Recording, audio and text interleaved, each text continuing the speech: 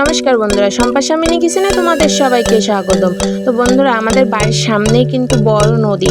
তো নদী থেকে আজকে অনেক সকালে বৃষ্টি হচ্ছিল প্রচুর। তো নদীতে কয়েকটা জেলে মাছ ধরতেছিল। তো এইরকম সুন্দর সুন্দর ঝুড়ো মাছ দেখে আমার শ্বশুরমশাই মাছগুলো কিনে নিয়ে আসে। তো দেখো বন্ধুরা, রান্নাই বলছে, বৌমা তুমি সুন্দর করে মাছটা একটু ঝাল ঝাল করে রান্না করো। তো আমি বললাম ঠিক আছে বাবা, দিন আমি পরিষ্কার করে কেটে কেটে ধুয়ে এখন দেখো রান্নার জন্য রেডি করে নিচ্ছি। এখানে দেখো মাছটা পরিষ্কার করে নিয়ে আসছে প্রথমে। এখন এখানে একটু লবণ একটু হলুদ দিয়ে আমি মাছটাকে একটু মাখিয়ে নেব। আমাদের এই মাছটা কিন্তু মাখিয়ে রান্না করলে ভালো লাগে, কিন্তু আমাদের বাসায় মাখিয়ে রান্নাটা কেউ পছন্দ করে না। তো পছন্দ যখন করে না, তারা যেভাবে পছন্দ করে আমি তো সেভাবেই রান্নাটা করে দেবো। এই জন্য দেখো এখানে পেঁয়াজ কেটে নিয়েছি, এখানে কিছু রসুন আর একটা কাঁচা লঙ্কা চিড়ে নিয়েছি। তো যাই হোক, মাছগুলোকে আমি একটু হালকা করে ভেজে নেবো, বেশি কিন্তু ভাজবো না। তো এখানে দেখো পরিমাণ মতো কড়াইতে তেল নিয়ে নিলাম। তেল একটু গরম হয়ে গেছে, এখানে আমি এখন মাছটা দিয়ে দেবো। বন্ধু এক লক্ষ্য রাখতে হবে, তেলটা কিন্তু অনেকটা গরম করে নিতে হবে। আসলে এই মাছটা যখন ভাজতে দেবো তখন তেলটা গরম না করলে মাছ কিন্তু লেগে যেতে পারে। তো যাই হোক, মাছটা এখন এখানে ভাজতে যাবো। আমি এখানে মশলাগুলো এখন রেডি করে নিই। তো এখানে দেখো সিম্পল মশলাই কিন্তু আমি দেবো। এখানে জিরা দেবো, দুটো তিনটে শুকনো ঝাল, একটু আদা, একটা সর্ষে, আর এখানে একটা গোলমরিচ। তো একটু ঝাল বাড়ানোর জন্য আমি এখানে গোলমরিচটা দিলাম। তো যাই হোক, এখানে দেখো মশলাটা এখন আমি বেটে নেবো। এরকম সিম্পল মশলা দিয়ে মাছটা রান্না করলে যে খেতে এতটাই মজা হয়, তা কী করে বলবো বলো তোমাদের। তোমরা বাড়িতে অবশ্যই রান্না করে খেয়ে তারপরে আমাকে কমেন্ট করে জানিয়ে দেবো যে মাছটা রান্না করলে কতটা সুন্দর লাগে খেতে। তো যাই হোক, এখানে দেখো মশলাটা এখন আমি করে নেব। যে এখন মশলাটা এখানে আমার করা হয়ে গেছে। দেখো এটুকুই হয়েছে মশলাটুকু। তো যাই হোক, এখন আমি মাছটা উল্টে দেবো। মাছটা কিন্তু আমার একটু ভাজা হয়ে গেছে। চলো মাছটা আমি উল্টানি। এখন দেখো মাছটাকে আমি উল্টাই নেব।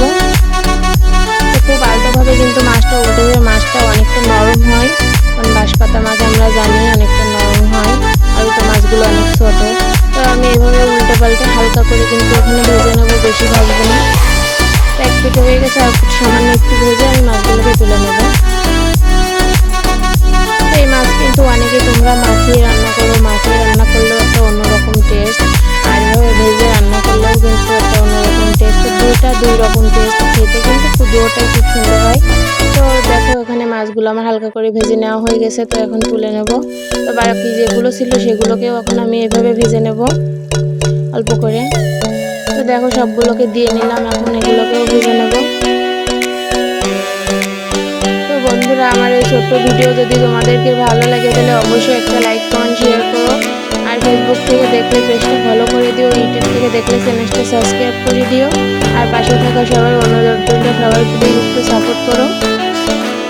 তো এইভাবে দেখো মাছটাকে আমি ভাজে নিলাম। এগুলোকে এখন আমি তুলে নিচ্ছি। তো এখন সবগুলো মাছ আমি তুলে নেব।